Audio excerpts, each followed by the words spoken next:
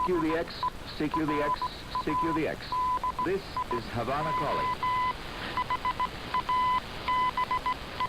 CQ the X, CQ the X, CQ the X. This is Radio Havana calling all shortwave listeners and radio amateurs. Welcome to...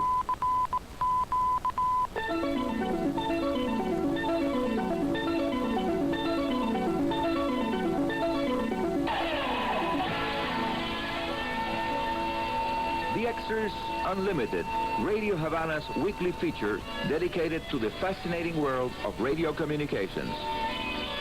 Hola amigos radio aficionados all around the world. This is the weekend edition of DXers Unlimited coming to you from sunny, beautiful Havana, Cuba, where we are enjoying absolutely gorgeous weather, typical of our very nice spring season now in full progress. VHF and UHF DXers here are now about to start enjoying the tropospheric ducting event of the season. The first one.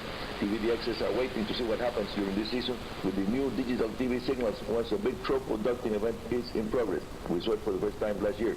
The digital TV system used in Cuba is the DTMB-T, Digital Television Multimedia Broadcast-Terrestrial, that was adapted by Cuban and Chinese engineers to operate within the 6 MHz channel spacing used in the ITU Region 2. At this particular moment, the digital TV transmissions of Cuba are on the air from 83 different sites and include also several high-definition TV facilities. Now that the Cuban Broadcasting System, IC-RT, Instituto Cubano de Radio y Televisión, is producing high-definition TV programs also with an experimental nightly broadcast news on the air from sites in Havana and Santiago de Cuba cities. Talking with Cuban radio amateurs on the 2 meters VHF band, I have received several very interesting reports of the DTMB-T standard definition signals broadcasting 8 Cuban television programs at the same time that have been picked up at quite far distances from the transmitters.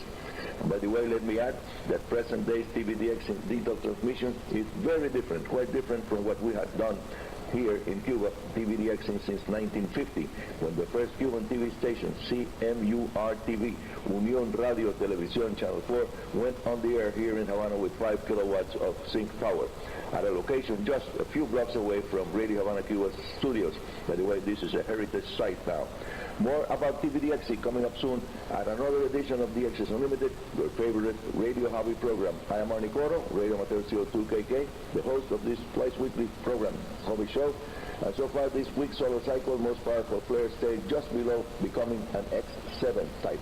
And it erupted from the surface of the sun way back on August the 9th of 2011 from active sunspot region 1263.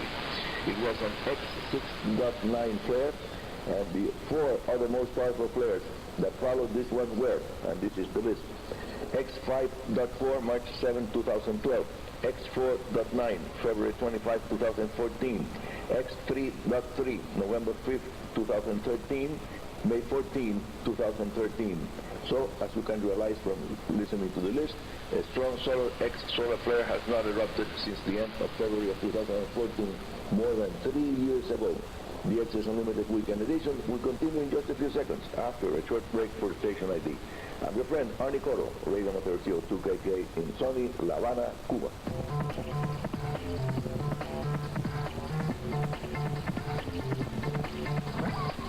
Amigos, this is Radio Havana Cuba DXers Unlimited's Weekend Edition. Our next news item follows. A solar activity update for all of you.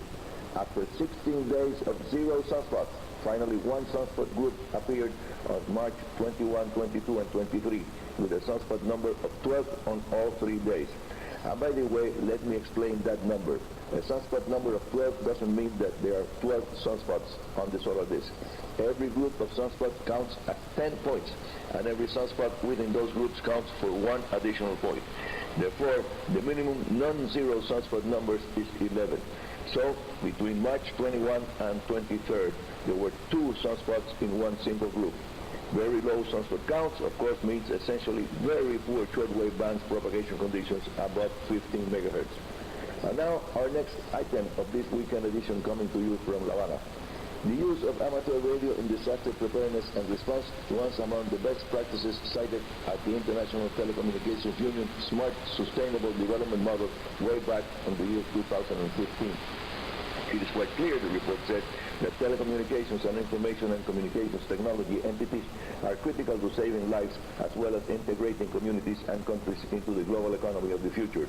It is also a fact that amateur radio operators are very well suited to respond in time of crisis, providing much needed emergency communications at the right time and the right spot.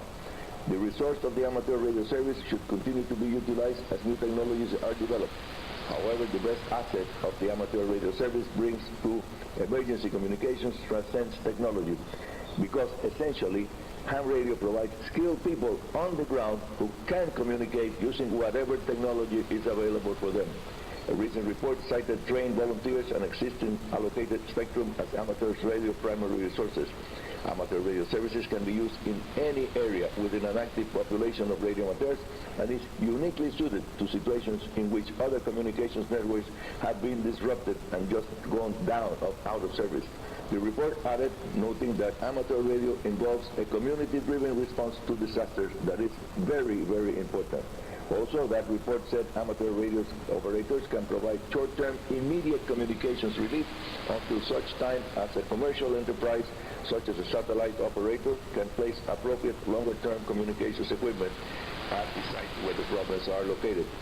The use of the spectrum and various operating modes by radio amateurs allow them to communicate down the street or just halfway around the world, making amateur radio service a true independent information and communications technology. The use of the spectrum and various operating modes by radio amateurs allow them to communicate just around the street, around the corner, or around the world, making ham radio a true independent information and communications technology fully available all the time.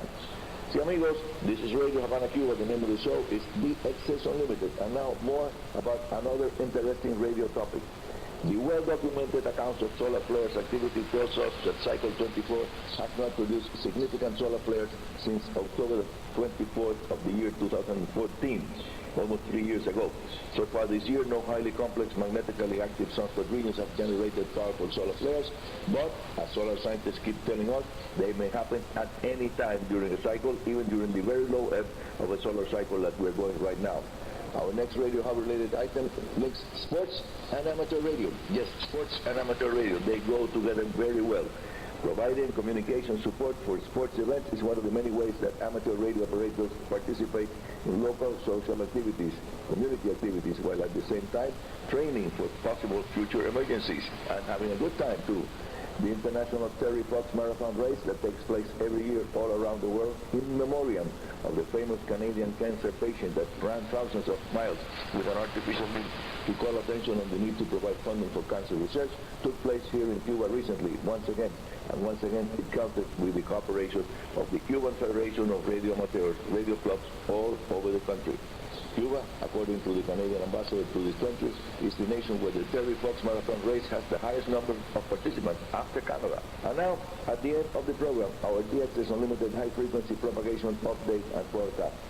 Solar activity is still at an almost frozen level, very low, just a very small sunspot transiting the visible solar disk Saturday UTC day when I was writing the script of the program.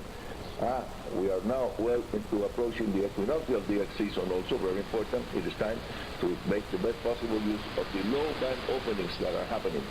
Solar flux on the 10.7 centimeters microwave frequency continues to be at baseline level, around 70 units, a little more, a little less, making band openings above 20 megahertz rare, very rare, and when they do happen, they will not last for a long time. Nevertheless, amateur radio operators that are fans of the 10 meters band keep reporting activity on the frequency range between 28.00 and 29.7 megahertz. And they are also reporting a lot of pirates using the amateur 10 meters band illegally for communications like taxi cabs and truck systems, something made possible by the availability of transceivers for the so-called citizen band that can be very easily modified for the lower segment of 10 meters, making a lot of terrible, harmful interference to legal amateur radio communication systems. Please send your signal reports and comments and radio hub-related questions to info@enet.cu or via airmail to Arnie Coro, my last name, Charlie Oscar, Romeo Oscar, Arnie Coro, Radio Havana Cuba, Havana, Cuba. I hope to see you all at the middle of the week edition of DXers Unlimited, next Tuesday and Wednesday UTC days, just after the half-hour Radio Havana Cuba news update. And let me add that 27 days without sunspots for the year 2017 so far. A third of the year without sunspots, and that's the last news item here today at the weekend edition of DXers Unlimited. And that's all for today. This is Arnie Coro, Radio Amateur CO2KK, your host here at Radio Havana's DXers Unlimited, saying 73 and very good DX.